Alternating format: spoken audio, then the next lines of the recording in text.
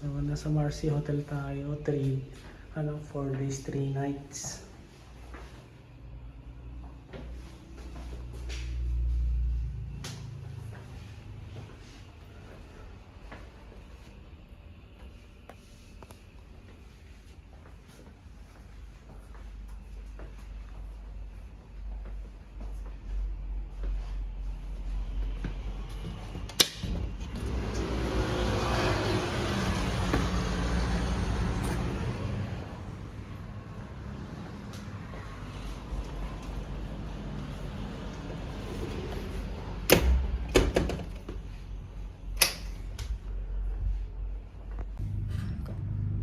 Hello, good afternoon guys. So, nandito tayo sa Marcy Hotel. Kagising lang natin. Good afternoon. So, now, titikman natin itong yung tinake out natin na mango sticky rice. So, ito yung famous dessert dito sa Thailand. So, nagbili namin siya around 100 baht.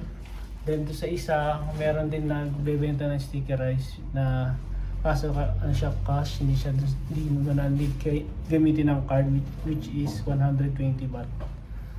So, buksan natin, tikman natin ito.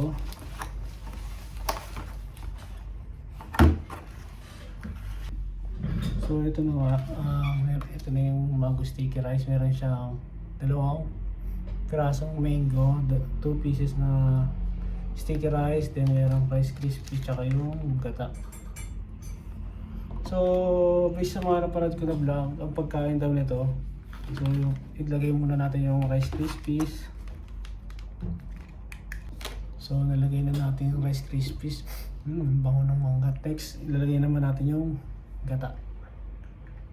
So, after natin nalagay yung gata, una natin mag-cut ng slice sa mango.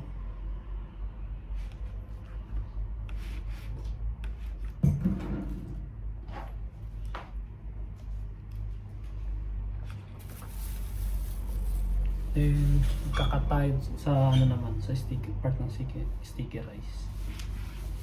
Oops, nadurog.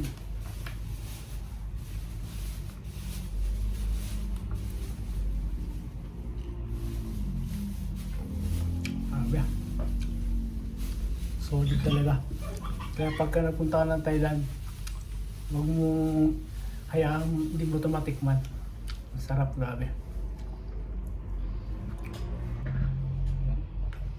Sarap guys, tapos matching with coffee po.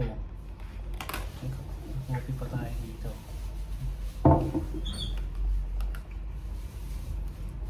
So bukas sisimula na yung natin pag tour sa mga temple.